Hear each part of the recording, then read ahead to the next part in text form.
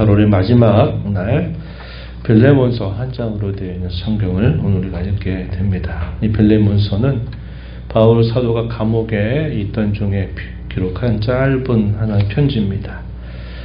개인적인 성격이 강합니다. 하지만 그 내용을 우리가 생각해 보면 그리스도 안에서 형제 사랑이 어떤 것인가 하는 것을 우리에게 잘 보여주고 있는 메시지를 담고 있습니다. 바울 사도가 1차 로마 감옥에 수감 중에 있을 때 이 편지를 썼던 것으로 추정이 됩니다.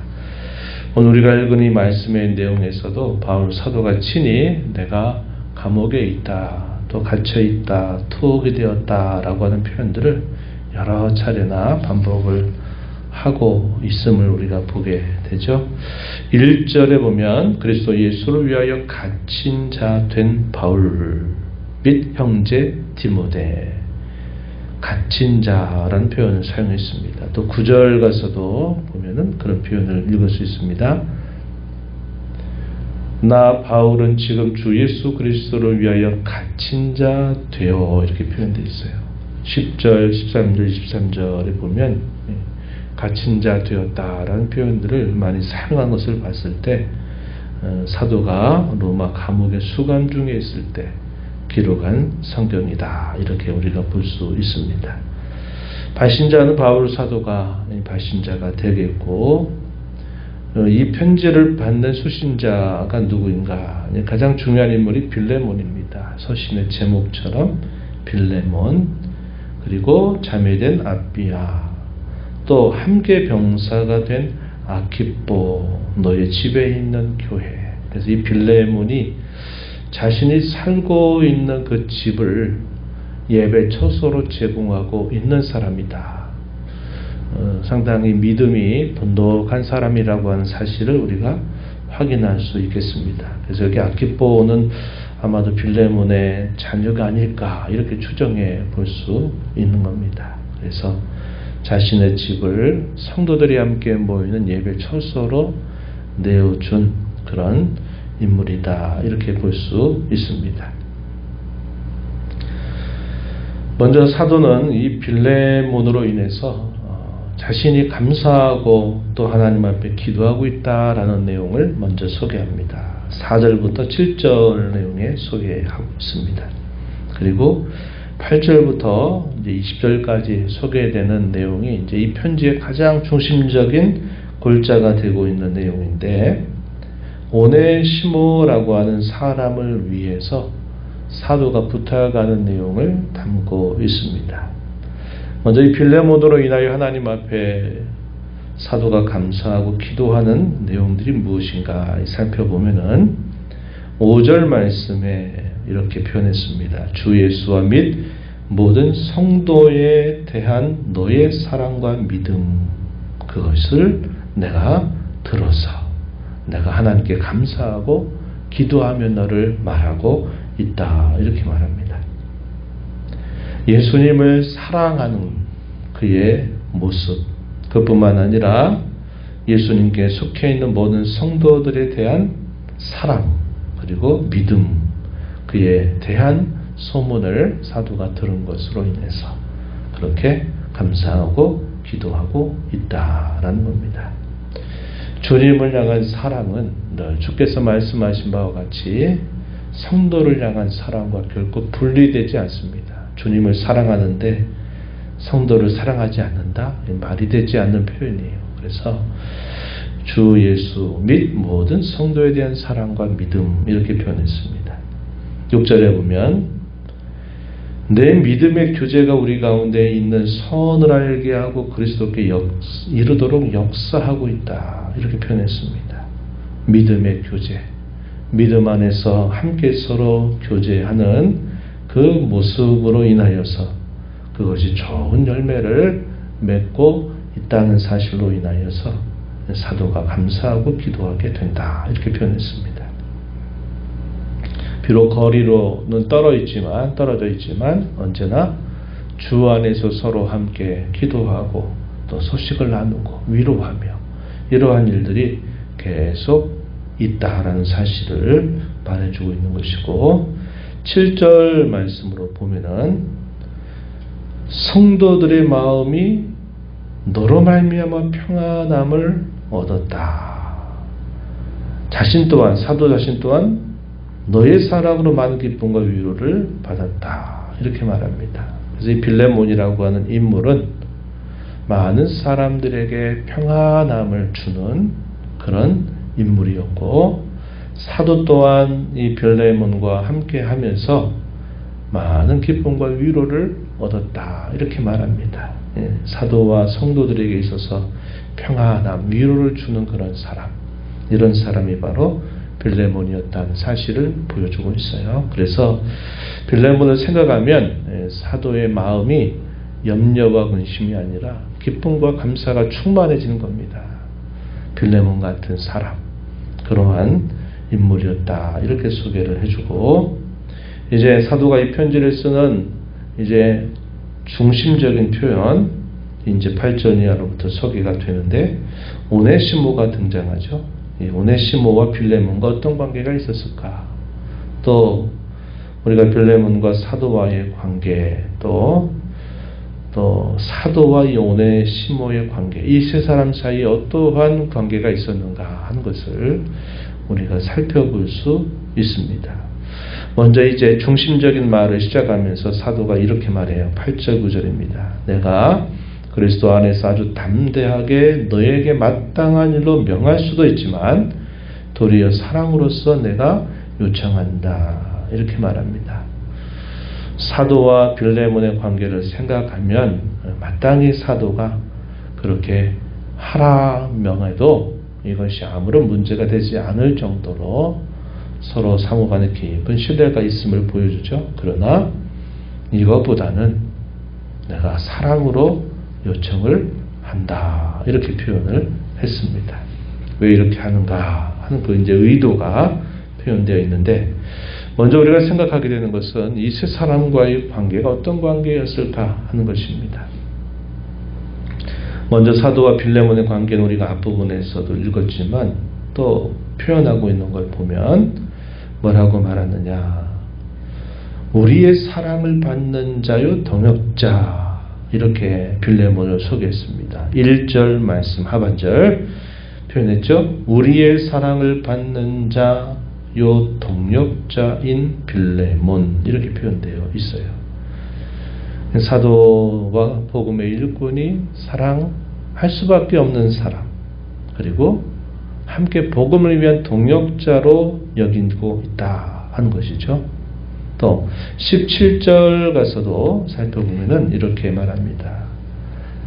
내가 나를 동역자로 할진대 서로 동역자 관계일 만큼 서로 긴밀하고 깊은 관계를 맺고 있다. 이것을 확인해 줍니다. 20절 가서 보면 오 형제여 이렇게 표현합니다. 마치 한 아버지를 섬기는 또 같은 피를 나눈 형제처럼 아주 친밀하고 가까운 관계를 표현해 주고 있는 겁니다.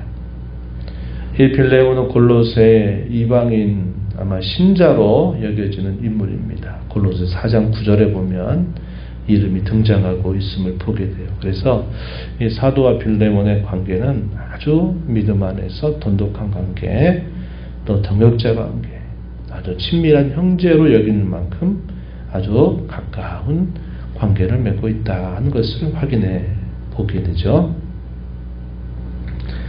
그렇다면 빌레몬과 오네시모의 관계는 어떤 관계였을까? 두 사람 간에 특별한 관계가 있었는데 그 관계가 좋지 않았던 과거를 가지고 있었다는 것을 우리가 확인하게 되는데 11절 앞부분에 보면은 그가 이 오네시모라는 인물입니다. 전에는 너에게 무익하였지만 이제는 나와 너에게 유익하다 이렇게 표현했습니다. 전에는 무익했다. 15절에 가서 보면 이 오네시모가 빌레몬으로부터 도망쳤다 이런 표현들을 우리가 확인하게 됩니다. 15절에 보면 아마 그가 잠시 떠나게 된 것은 이렇게 말합니다. 빌레몬을 떠났다 이런 표현인데 아마도 뭔가 잘못을 하고 빌레몬에게서 도망친 그런 모습을 우리에게 추정하게 해줍니다. 또 18절에 보면은 혹 불의하였거나 빚진 것이 있다면 이렇게 말할 때 이 빌레몬과 오네시모의 관계를 또 우리가 추정하게 한 겁니다. 빌레몬이 아마 상전이면서 오네시모가 그의 종이 되었던가 이런 관계를 표현해 주는데 이런 면에서 오네시모가 과거에 빌레몬에게 뭔가 잘못을 하고 손해를 끼치고 그에게서 떠났다, 도망쳤다라는 것을 우리에게 추정하게 해주는 거죠. 그래서 이 빌레몬이 생각하는 오네시모는 나쁜 사람 이렇게 이제 기억이 될 만한 상황이었다 이렇게 볼 수 있겠습니다. 그렇다면 이제 세 번째 바울 사도와 이 오네시모는 어떤 관계를 맺고 있는가 하는 것을 우리가 이제 확인하게 되면 사도가 뭐라냐고 말하냐면 내가 갇힌 중에서 낳은 아들이다 이렇게 오네시모를 소개해주고 있습니다. 10절에 보면 그렇게 표현했어요. 또 11절 우리가 읽었던 말씀에 보면 전에는 너에게 무익했지만 이제는 너에게뿐만 아니라 나에게 매우 유익한 사람이다. 필요한 사람이 되었다. 이렇게 표현해 주죠. 심지어 12절 보게 되면 뭐라고 사도가 이 오네시모를 소개하냐면 그는 내 신복이다 이렇게 말합니다. 신복. 밑에 1번 내려가면 뭐라고 써 있습니까? 나의 심장과 같은 사람이다. 얼마나 이 사도가 오네시모를 귀하게 여기고 있는가 하는 것을 우리가 확인할 수 있습니다. 사도의 곁에 오래도록 그를 두고 싶어 할 만큼 참 귀하게 여기고 있는 인물이다. 이렇게 말합니다. 13절에 보면 내게 머물러 있게 하여 나를 섬기게 하고자 한다. 이 말은 사도가 그토록 오네시모를 아주 가까이 여기고 있다는 것을 보여주고 있는 겁니다. 16절 가서 보면 또 사랑받는 형제로 둘 사람이다. 이 오네시모를 소개해 주죠. 이 빌레몬과 오네시모의 관계는 나쁜 기억으로 기억되고 있는 인물입니다. 그런데 그 이후에 어떤 일이 생겼냐면 이 오네시모가 바울 사도를 만나게 된 겁니다.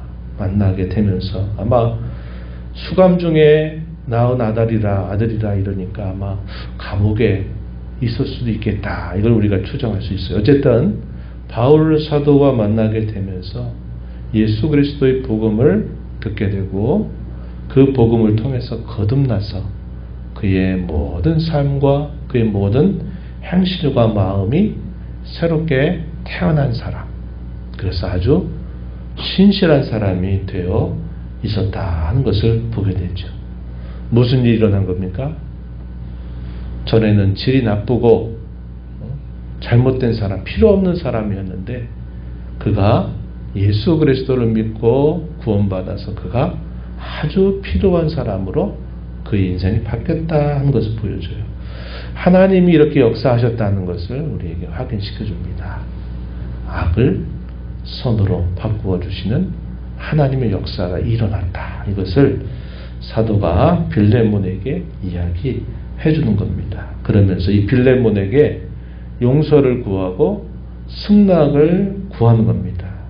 그래서 사도가 뭐라고 말했냐면 8절 9절 앞부분에서 내가 너에게 이렇게 하라고 명령을 해도 되지만 그러나 내가 사랑을 인해서 너에게 요청을 한다. 이렇게 말합니다.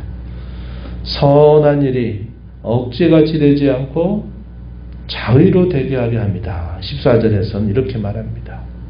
내가 굳이 이렇게 명령하지 않아도 내가 이러한 소식을 들으면 너도 오네시모가 옛날에는 참 나쁜 짓 한 사람인데 이 사람이 참 하나님의 사람이 되었구나 하는 것을 기뻐하면서 그를 다른 마음을 가지고 그를 받아들일 줄 내가 안다는 겁니다. 그래서 내가 말하지 않아도 내가 잘할 줄 아는데 그래서 억지같이 되지 않고 내가 자원하는 마음으로 그렇게 되기를 바라면서 내가 너에게 승낙을 구한다. 이렇게 사도가 말하는 겁니다.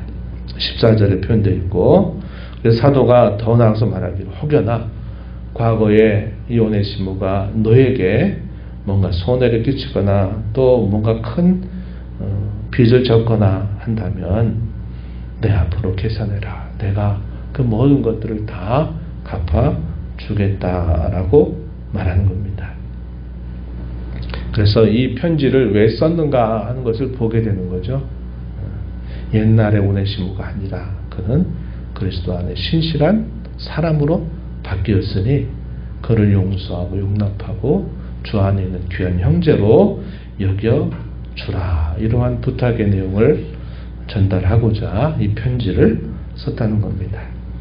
마지막 편지의 결말에서 뭐라고 말하냐면 21절 이하에서 사도가 말합니다. 내가 너에게 이렇게 요청하고 말하는 것보다 내가 더 행할 줄을 나는 확신하고 있다. 이렇게 말합니다. 또 사도가 이제 이 필레몬을 향해서 내가 가게 될 때 나를 위해서 숙소를 좀 마련해 달라라고 부탁을 하고, 그의 사도의 바람은 내가 너에게 나아갈 수 있기를 나는 진심으로 바라고 있다. 그가 갖는 소망에 대해서 표현을 해주면서 사도 곁에 있는 동역자들이 함께 이 필레몬에게 문안하고 축복하는 내용이 이제 편지의 마지막에 소개가 되고 있다는 겁니다. 우리가 이 편지를 보면서 주님 안에서 함께 교회를 이루고 있는 성도들에 대해서 우리는 항상 받은 사랑 또 받은 용서의 마음을 가지고 관용과 넉넉한 마음을 가지고 대할 줄 알아야 되겠다. 이게 형제 사랑의 중요한 원칙이 된다는 것이고, 성도 상호 간에 맺혀 있는 관계는 그냥 그대로 지나가지 말고 반드시 그런 관계는 풀어야 된다 하는 겁니다. 야고보서 5장 16절에 보면 서로 죄를 구하라 이런 표현을 합니다. 그게 무슨 말이냐면 그리스도 안에 함께한 아버지를 섬기는 자녀들 간에 뭔가 맺혀 있는 그런 관계들에 대해서는 서로 용서를 구하고 또 서로 화해의 손을 받아주는 그런 자세를 가져야 된다. 이것이 교회를 이루는 성도들 상호 간에 있어야 될 마땅한 도리임을 우리가 배우게 되는 겁니다. 상황과 처지보다 더 중요한 게 뭘까요? 그것은 상황과 처지 가운데서 우리 주님과 과연 그 사람이 어떤 관계를 맺고 있느냐 하는 것이 정말 중요하다 하는 것을 우리는 배우게 됩니다. 종과 상전의 관계, 또 죄인과 또 그 죄를 벌하고자 하는 사람의 관계, 이런 상황적인 관계를 넘어서서 그가 자신의 자리가 어떤 자리에 있든지 간에 생명의 주 되신 그리스도와 더불어 어떤 관계를 맺느냐 하는 것이 가장 중요한 일이다 하는 것을 우리가 생각하고, 우리 또한 어떤 상황 형편에 처한다 하더라도 그 상황 속에서 주님과 어떤 관계를 맺어야 될까 하는 것을 늘 생각하면서 우리의 신앙의 걸음을 걸어가야 하겠습니다.